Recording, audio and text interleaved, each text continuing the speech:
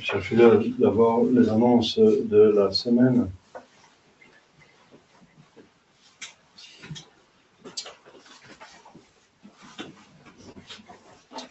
Donc c'est aujourd'hui le deuxième dimanche après Pâques.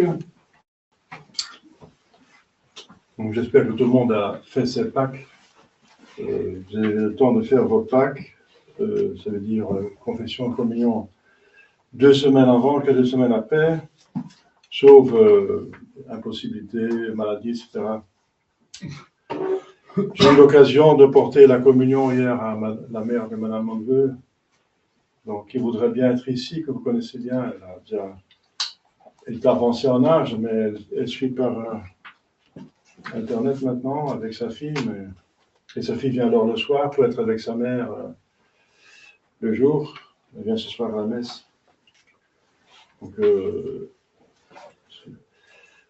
c'est bien tout ça, n'est-ce pas? C'est une union. Je prie pour qu'elle puisse encore assister à quelques messes quand même, n'est-ce pas, dans l'avenir, si elle se sent bien. On prie pour nos malades en général, tous ceux qui sont absents, qui ne peuvent pas venir, ou qui sont très loin, trop loin, parce qu'il y a pas mal de fidèles qui sont plus loin, n'est-ce pas? Lundi, donc demain, Saint Pie V, pape et confesseur.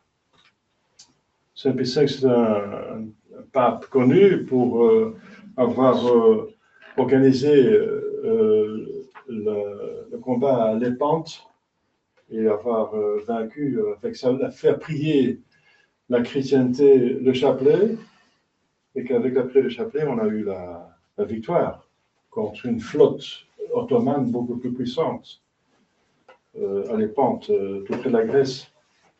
Les Ottomans voulaient entrer l'Europe par l'Est. Ils ont essayé par le Sud, par l'Espagne, et ensuite par l'Est, ont été menacés de deux côtés. Mardi de la Férie, dans certains lieux, Saint-Jean devant la porte latine et Saint-Dominique Savio, qui est bien connu, n'est-ce pas, un enfant, n'est-ce pas, un des enfants saints, n'est-ce pas, c'est curieux qu'un enfant puisse être saint, parce que pour la sainteté, il faut avoir pratiqué une vertu héroïque pendant un certain temps. Donc pour un enfant, il n'a pas beaucoup de temps, puisqu'il est enfant, mais quand même, les papes ont vu, donc quand même, les signes du ciel qu'il était un saint. Il était disciple de Saint Don Bosco, comme vous savez. Mercredi, Saint Stanislas, évêque de Cracovie et martyr. Il est patron de la Pologne. Jeudi de la Férie, en certains lieux, la Bienheureuse Vierge Marie, médiatrice de toute grâce. Hein. C'est déjà dans la liturgie, ce n'est pas encore un dogme, mais c'est dans la liturgie, ce qui veut dire que c'est quand même vrai, parce que l'Église ne peut pas mentir dans sa prière. Lex orandi, lex credendi, lex credendi, lex orandi. La loi de la prière, c'est la loi de la foi, et la loi de la foi, c'est la loi de la prière, de la liturgie donc. Médiatrice de toutes les grâces, et donc aussi dans certains lieux, Notre-Dame du Sacré-Cœur, Notre-Dame du Cœur de Jésus, et ailleurs encore Notre-Dame de Lujan, notamment en Argentine, elle est patronne. Vendredi, Saint Grégoire de Nazianze, évêque et docteur, donc père de l'Église orientale, un des grands-pères de l'Orient. Samedi, Saint Antonin, évêque confesseur, qui a écrit un très bon livre, un des meilleurs qui existe sur l'éducation des enfants. Mais ce livre est encore disponible. Hein. Il est réédité. Mémoire de Saint Gordien et Épimaque, martyr. Dimanche prochain, 3e dimanche après Pâques, avec la mémoire des saints apôtres Philippe et Jacques. C'est Jacques le mineur, parce qu'il y a 2 Jacques dans les apôtres. Parmi les papes apôtres, il y a 2 Jacques, Jacques mineur et majeur. C'est le mineur, celui qui était évêque de Jérusalem, et qui était parenté, c'était le cousin de Saint Jésus-Christ. Il y a plusieurs apôtres qui ont le même nom. Il y a 2 Judas parmi les apôtres, un mauvais, Iscariote, et Judas Thaddée. Judas Thaddée. Pour éviter le nom de Judas, dans le canon, l'Église dit Thaddée. Il y a aussi deux Simon, n'est-ce pas? Simon le Zélote. Et Pierre s'appelait aussi Simon au début. En France, c'est, dans certains lieux, la solennité de Sainte Jeanne d'Arc.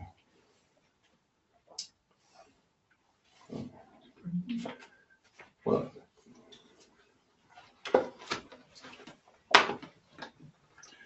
Monseigneur Madrigal est parti, après qu'il était resté ici, il est parti en Allemagne pour faire un apostolat là-bas. Il avait un prêtre avec lui, c'était un prêtre polonais qui veut bien travailler avec lui, n'est-ce pas? Prions pour le développement de l'apostolat. Monseigneur a en Mexique une paroisse avec 400 fidèles, mais il reste plutôt dans la discrétion. Il va là où on nous demande. Il a pas mal d'apostolat à faire. Au nom du Père et du Fils et du Saint-Esprit, ainsi soit-il. Chers fidèles, l'évangile du bon pasteur, c'est le dimanche du bon pasteur. Donc, on fait une prière spéciale pour les séminaires, pour les prêtres, les séminaires qui engendrent normalement des pépinières de vocation. On fait souvent une collecte spéciale pour les séminaires. Ici, on n'a pas de séminaire, mais le séminaire, si j'ai une vocation, je l'envoie vers un évêque qui a un séminaire. Et voilà, le bon pasteur, c'est une comparaison de notre Seigneur Jésus-Christ pour montrer ce qu'il vient faire. Il vient nous chercher comme un bon pasteur pour nous paître, protéger, amener à des bons pâturages, et donc nous faire du bien, mais au niveau bien sûr surnaturel. Alors il fait la comparaison avec un mauvais pasteur d'âme, un mercenaire, et il parle aux pharisiens suite à leur injuste sentence contre l'aveugle-né qu'il venait de guérir et qu'eux excluaient de la synagogue pour avoir fait profession de foi en notre Seigneur Jésus-Christ. C'est le comble. L'aveugle-né disait « Jamais dans l'éternité ça a été entendu que quelqu'un aveugle-né a été guéri. » Alors vous vous demandez si cet homme est de Dieu. Eh bien, voyez par vous-même. Seul le nom de Dieu peut faire cela. Vous, nés dans le péché, vous nous faites la leçon. Parce qu'il considérait que quelqu'un est malade, c'est qu'il avait péché. Enfin, comment peut-il pouvoir pécher quand il venait naître, parce qu'il n'avait même pas la vocation de pécher. C'est le péché originel, bien sûr, mais lui aussi, il avait le péché originel. Donc, c'est encore n'importe quoi. Mais il voulait ne pas accepter notre Seigneur Jésus-Christ. Et l'aveugle-né, oui. Il était reconnaissant. Et alors, pour montrer qu'ils sont injustes, il fait la comparaison. Bien sûr, la comparaison, ce n'est qu'une comparaison, parce qu'il va notre Seigneur va beaucoup plus loin qu'un bon pasteur de brebis. Un bon pasteur de brebis ne donne pas sa vie pour les brebis. C'est pas possible, n'est-ce pas, de donner sa vie humaine pour un animal. C'est pas bien. Mais bien sûr, ici, ça vaut la peine parce qu'il s'agit des âmes. Et les âmes ont un prix infini. C'est un prix très précieux devant Dieu. Donc la comparaison est partielle, n'est-ce pas? Jésus va beaucoup plus loin qu'un bon pasteur. Parce que justement, il est Dieu. Et il faut le voir du côté de Dieu, n'est-ce pas? Il est bon pasteur parce qu'il est Dieu. Parce qu'il dit, je connais mes brebis. Ça veut dire que le mercenaire ne connaît pas les brebis, parce qu'il a la comparaison avec le mercenaire, celui qui est payé pour garder les moutons, qui fait ça pour l'argent, n'est-ce pas? Lui, il ne fait pas pour l'argent, il fait par amour des brebis, pas pour l'argent. Il fait pour l'amour de son père et des âmes. Les autres le font pour l'argent. parce qu'ils veulent tirer le plus possible d'argent des fidèles. Et ils cherchent donc la gloire, l'estime, ils cherchent la première place, ils cherchent donc de participer, d'avoir le plus possible d'argent. Et Jésus les avertit, n'est-ce pas? Il les corrige. Il dit, vous dites que si vous devez soutenir vos parents dans le besoin, mais vous dites que si vous donnez l'argent pour le temple, ça veut dire pour les prêtres qui vont décider ce qu'ils vont avec ce qu'ils viennent payer pour le temple, c'est pas tout pour le temple, hein, c'est pour leur propre poche. Mais si vous dites que je donne l'argent que je devais utiliser pour aider mes parents au temple, vous êtes dispensé d'aider vos parents. Et j'ai dit, c'est scandaleux. Vous devez aider vos parents. Et c'est bien sûr l'argent, comme on dit, qui disparaît dans leur propre poche. Donc ils cherchent l'argent, l'estime, et aussi la vie somptueuse et la vie sensuelle, n'est-ce pas? Ils avaient des femmes, ils étaient adultères. Parce que là où il demande à Jésus, est-ce qu'il faut lapider cette femme? Jésus dit que celui qui n'a pas péché jette la première pierre. Il commence à écrire dans le sable. Et ils partent l'un après l'autre, à commencer par les plus vieux, qui avaient déjà une vie de pécheur derrière le dos. Pourquoi ils s'en vont? Parce que Jésus savait, il écrit dans le sable, quoi, le nom, le lieu, la date. Il savait qu'il savait, donc il n'osait pas jeter une pierre. Ils sont ils s'en allaient tous, donc ils étaient tous adultères. Après, la femme est là, Jésus dit, moi non plus, je ne vais pas te lapider, parce qu'il voyait qu'elle avait la conviction. Parce que selon la loi de Moïse, effectivement, un adultère ou une adultère devait être lapidé. Ça montre que c'est un péché mortel, donc elle est digne de mort dans l'Ancien Testament. Mais Jésus ne voulait pas lapider parce qu'il voit la contrition, alors le péché n'existe plus pour une contrition honnête. Alors, il a bonté, n'est-ce pas? Il dit, va, mais ne pêche plus. Ne pêche plus. Voilà. C'est pas comme Vatican II que Dieu est bon, remet. On ne demande pas le regret, n'est-ce pas? Il ne peut pécher. On n'en parle pas. Dieu est bon, le miséricordieux, voilà. Il pardonne les péchés, mais on ne dit pas qu'il faut arrêter les péchés. Enfin, je ne s'affocine pas, comme vous savez. Donc, ce sont des mercenaires parce qu'ils cherchent l'honneur, l'argent et la vie lascive, n'est-ce pas? Et donc, non pertinent il ne s'agit pas des brebis. Les brebis, c'est un moyen pour eux pour se mettre en valeur. Ils n'ont pas l'amour pour les brebis. Et là, il dit, ça se voit au moment que les brebis sont en danger. Ils s'en vont, n'est-ce pas? Jésus ne s'en va pas. Il donne sa vie pour les deux. Et il donne vraiment sa vie. Il va donner sa vie pour sauver les brebis. Les Parisiens ne vont pas donner sa vie, au contraire. Ils mettent la vie du peuple en danger. Hein. Donc, c'est par eux, par leur refus, parce que le peuple voulait l'accepter. La preuve, c'est le dimanche des rameaux. Mais les pharisiens, les sadduciens, les théologiens et les prêtres ne voulaient pas. Ils ont donc fait en sorte que le peuple est perdu. Le peuple méritait donc le châtiment et Jérusalem a été détruit avec 2 millions de Juifs dedans par Tite, l'empereur, n'est-ce pas, qui est venu personnellement. Il n'avait pas envoyé un général, mais il est venu personnellement dans l'année 70. Donc, ils s'en fichent, n'est-ce pas, du peuple. Ils cherchent eux-mêmes. Et je dis, moi, j'aime, et je les connais. Je connais mes brebis justement parce qu'il est Dieu, parce que seul Dieu peut connaître l'âme. Il sait ce dont nous avons besoin. Il connaît nos faiblesses. Il sait comment nous aider. Il sait là où il y a le problème. Il nous connaît. Je connais mes brebis et ils me connaissent. Bien sûr, pourquoi on connaît le bon pasteur? Mais c'est parce qu'on voit qu'on avance. On avance parce que la grâce ne sent pas. La grâce, c'est un esprit.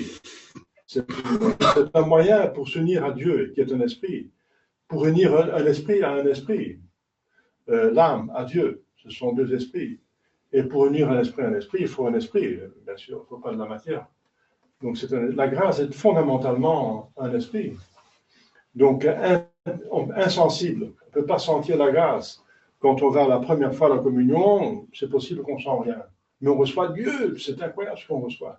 C'est Dieu de l'univers qu'on reçoit dans son âme. Nous sommes infiniment petits, n'est-ce pas? Et Dieu s'occupe de nous parce qu'il est infiniment bon. Et on a Dieu dans son âme, au baptême déjà, mais à la communion. Et c'est possible qu'on ne sent rien, parce que c'est une grâce, c'est un esprit. Mais on connaît la grâce qu'on a reçue, cette grâce, aux suites. On connaît l'esprit à ses suites. Dieu, on ne voit pas. Dieu est partout. Il est l'existence. Et on ne le voit pas. On ne voit pas Dieu. On ne le sent pas, on n'entend pas. Mais il existe plus que d'autres choses, parce que tous les autres existent par lui. C'est une existence contingente, et une existence nécessaire. Mais on connaît la suite. Ça veut dire la création, tout ce qui existe, ça montre qu'il existe. Pas et, les miracles. Jésus dit, si vous ne croyez pas, croyez alors mes œuvres. Donc à la suite, n'est-ce pas, on connaît l'esprit à la suite. La grâce aussi, on connaît la suite. Si on est plus fort pour faire le bien et qu'on est plus faible, le mal devient plus faible, petit à petit, n'est-ce pas, éventuellement, s'il y a des vies enracinées, bien sûr, ça ne va pas tout d'un coup, sauf une grâce extraordinaire comme celle de Saint Paul. Eh bien, on se sent plus fort, on voit qu'on est plus fort avec la grâce, et que si on prie le chapelet, eh bien, le chapelet c'est la même chose. On peut avoir des consolations directes, bien sûr, c'est possible. Qu'à la première communion, une bonne confession, une bonne communion, on a une consolation. Mais c'est encore une redondance. C'est pas la grâce qu'on sent, c'est une redondance de la grâce qui est dans l'âme très forte et qui redonde dans le corps. C'est un écho. C'est un écho, c'est encore une suite, n'est-ce pas? Si on a une consolation, parce qu'on a une bonne confession, une bonne communion, etc., c'est possible qu'on a ça. C'est une redondance de la grâce qui est tellement forte qu'elle est sentie dans le corps parce que finalement, l'âme est unie au corps. Donc, il y a quelque chose, il y a une communication quand même de quelque chose. Mais ce n'est pas nécessaire qu'on sente quelque chose. Hein. Mais on voit à la suite. On connaît la grâce à la suite. Il y a aussi les péchés à la suite. Si on tombe dans le péché mortel, on est beaucoup plus faible après pour résister au péché mortel suivant. C'est comme une boule de neige. Eh bien, avec la grâce, c'est la même chose. Si on prie le chapelet, il y a beaucoup de gens qui m'attestent, j'ai pris le chapelet, je suis plus fort, bien sûr, il y a une différence. J'ai pris le chapelet, même rosaire, il y a une grande différence quand le jour que j'ai prié un rosaire, que je n'ai pas prié. C'est une différence. Et là, vous connaissez la grâce, voyez. Et donc, les brebis connaissent Jésus. On le connaît. Lui, il me fait du bien et je me sens. Et c'est comme ça que les gens ont quitté finalement Vatican II. Parce qu'à la nouvelle messe, n'est-ce pas, c'est de n'importe quoi, c'est des scandaleux, c'est un péché mortel déjà, de laisser tomber le caractère sacrificiel, qui est essentiel pour la messe. La messe est essentiellement un sacrifice. C'est le sacrifice du calvaire rendu présent pour nous. On a tous besoin du calvaire, de la rédemption. Elle est rendue présente ici et maintenant par les sacrements, surtout avec la messe. On a besoin, eh bien, de ne plus parler que c'est un sacrifice pour plaire aux protestants, aux hérétiques, dans leurs hérésies, dans le mal, c'est aimer le prochain dans son mal, c'est pas l'amour. On veut faire l'amitié avec les autres, donc, mais c'est pas une amitié de l'aimer dans son péché mortel.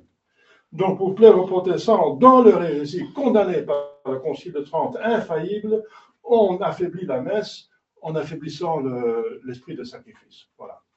On fait très peu on ne s'agenouille plus devant la communion, on fait beaucoup moins de zéluflexion pendant la messe, on met le tabernacle de côté, la présence réelle est affaiblie, voilà, la communion est souvent enlevée tout simplement, il ne faut plus recevoir l'hostie sur la langue mais dans la main, et la langue c'est pas poli, dit oui, mais enfin, mais si vous recevez dans la main, vous le mettez aussi sur la langue, bien en tout cas. faut passer par la langue, il n'y a pas autre chose à faire, parce que Jésus va être mangé, enfin, sacramentellement, bien sûr, pour montrer l'union qu'il veut avec nous là par amour. Donc, c'est scandaleux, n'est-ce pas, d'avoir fait la nouvelle messe pour plaire aux protestants et affaiblir et de rendre finalement la messe invalide. Parce que pour se consacrer validement, il faut 4 choses. Un prêtre valide, encore ça, c'est encore le problème, les ordinations valides sont invalides après 270, douteux et invalides. Ensuite, il faut du vrai pain et du vrai pain de blé et du pain et du vin de raisin, la matière juste. Il faut les paroles justes, parfois on chante les paroles. J'ai entendu dire dans ma paroisse à l'époque, c'était 70, en verse, ceci est le pain par lequel le bien vint le monde, le mal, c'est invalide. Il faut signifier la transubstantiation, ceci est mon corps, ceci est mon sang. Et ensuite, il faut avoir l'intention de rendre présent, justement, le sacrifice. Et c'est plus exprimé par les textes. Parce que les protestants disent on peut facilement faire cette nouvelle messe. Il y a des protestants réformés hollandais qui ont pris la messe de Paul VI dans leur liturgie protestante, qui nient qu'il y a un sacrifice. C'est la preuve que cette liturgie n'exprime plus le sacrifice de la croix. Vous vous rendez compte? Donc la messe nouvelle rend la consécration invalide parce que c'est dans saint Thomas d'Aquin qu'il faut l'intention de rendre le sacrifice, le calvaire présent. Ce n'est plus dans le texte. Bien sûr, un vieux prêtre peut encore en ajouter cette intention personnellement, alors il peut consacrer validement parce qu'il ajoute ça personnellement. Mais dans les nouveaux prêtres, ils n'apprennent plus ça au séminaire. Justement, pour plaire aux protestants, on ne parle plus de sacrifice de la messe, c'est le repas, c'est le partage, voilà, etc. Mais on ne parle plus de sacrifice de calvaire. Enfin, vous connaissez tout ça, surtout les anciens. C'est bien d'en revenir, n'est-ce pas? Mais donc je reviens au texte ici. Mes brebis me connaissent. Eh bien, de la nouvelle messe, ils ont quitté la nouvelle messe. Pourquoi? Eh bien, il n'y avait plus. La plupart des nouvelles messes sont rendues invalides, ne soit-ce que par le texte même qui n'exprime plus le sacrifice et que de nouveaux prêtres n'agitent plus, n'est-ce pas, cette intention, et après que la prêtrise elle-même devient invalide. Alors un prêtre invalide ne peut plus se consacrer, donc il reçoit un morceau de pain. Alors il y a 2 choses. Si vous recevez un morceau de pain, vous êtes encore un ancien qui croit que c'est Jésus, vous adorez un morceau de pain, c'est de l'idolâtrie, c'est un péché mortel d'idolâtrie, d'adorer un morceau de pain. Il ne faut pas adorer un morceau de pain, il ne faut pas adorer les créatures. Donc c'est un péché mortel, et celui qui ne croit plus, qui a la transubstantiation, eh bien il pêche aussi puisqu'il est devenu protestant. Voilà. Donc en tout cas de cause, de case, n'est-ce pas, c'est pas bien. C'est absolument n'importe quoi. Alors, bien sûr, dans ces cas-là, et je parle seulement de ça, je ne parle pas de la tenue indécente, de n'importe quoi, qu'on vient à la communion comme ça, qu'on a un hommage, qu'il y a des morceaux de l'hostie par terre. Je vous témoigne que j'ai trouvé des morceaux d'hostie par terre, n'est-ce pas, par la communion dans la main, etc. Et tout le bazar, toutes les hérésies qui sont racontées, que Jésus n'est pas ressuscité vraiment, que c'est de l'enthousiasme, que l'Esprit Saint, c'est l'enthousiasme des apôtres, etc. Toutes les hérésies qu'on a racontées. À part ça, n'est-ce pas? Eh bien, bien sûr, la grâce de Dieu n'est plus là. Elle n'est plus là, parce que la grâce de Dieu, c'est défini par Dieu comment la grâce nous advient. C'est par les sacrements. Et le sacrement, c'est fait par les prêtres. Faites ceci, faites ceci. Et c'est très spécifique. Je vous ai donné 4 conditions pour la validité d'une consécration. C'est très spécifique. Jésus dit, faites ceci, donc il ne faut pas faire autre chose. C'est ça la tradition, qu'on est fidèle à ce qui est nous donné, le dépôt de foi, qu'on est resté fidèle.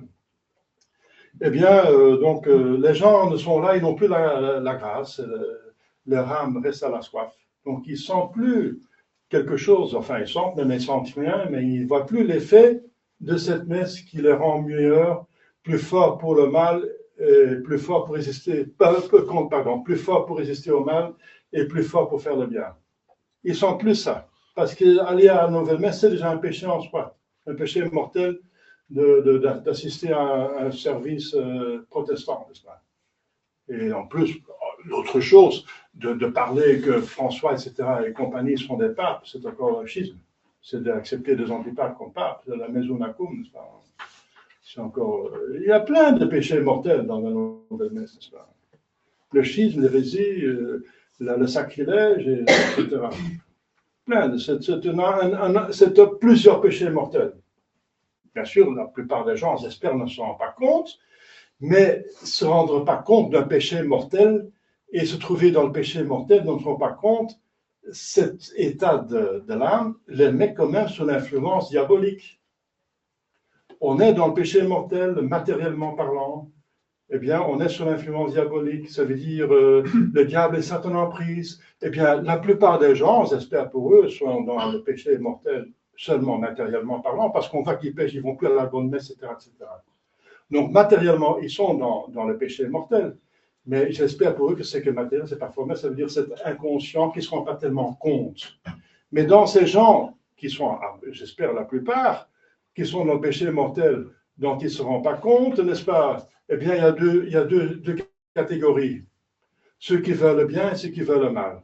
Ceux qui veulent le bien, ils cherchent le bien et finalement, ils vont s'en sortir parce que celui qui cherche, il trouve. Ils vont quand même trouver le chemin, ils vont trouver quand même, ils vont sortir petit à petit de cela parce que l'Esprit Saint va les aider, la Sainte Vierge Marie, et nous prions pour eux, donc ils vont trouver le chemin. Mais ceux qui veulent le mal, eh bien, ils ont plus facile pour faire le mal parce qu'ils sont déjà sous l'influence du mal. Ils ont plus facile pour choisir pour le mal tout en sachant que c'est mal. Et alors, ils viennent vraiment dans le mauvais camp. C'est un péché mortel formel. Et ils vont se damner, n'est-ce pas? Mais vous voyez, pour les bons, c'est beaucoup plus difficile pour en sortir parce que déjà dans le péché mortel, n'est-ce pas? Et pour les autres, c'est plus facile pour tomber dans le péché mortel, vraiment, parce qu'ils sont déjà dans l'atmosphère, dans l'influence. C'est proposé, c'est facile. C'est juste un pas en avant pour le vouloir. Tout en sachant que c'est mauvais. Parce qu'on se rend bien compte, après ce moment, que des choses sont mauvaises ou bonnes, n'est-ce pas? On connaît l'arbre à ses fruits, dit notre Seigneur Jésus-Christ. Voilà. Donc, mes brebis me connaissent. Ils me connaissent. Ils savent, la nouvelle messe, non, ça me dégoûte à la fin, on n'apprend rien, ça n'élève plus l'âme. Est-ce que ça donne envie de parler au ciel? Ça avance, ça nous donne envie pour ne plus pécher? Mais il ne parle même plus du péché. Il ne parle même plus du 10 commandements. Le péché n'existe finalement plus. Oui, il y a un grand péché, c'est d'être traditionnel.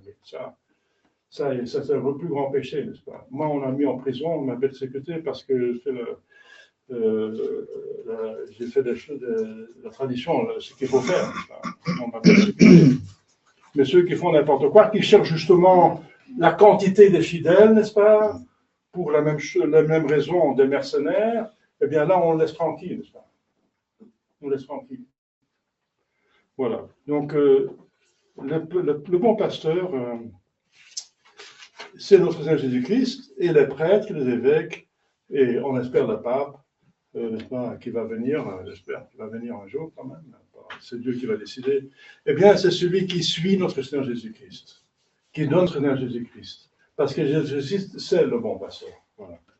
Chers fidèles, priez pour avoir la grâce, n'est-ce pas, pour reconnaître le bon pasteur et le suivre, et aussi ceux qui sont délégués par lui, qui le remplacent, et priez pour eux, pour qu'ils restent aussi des bons pasteurs, et priez pour des vocations.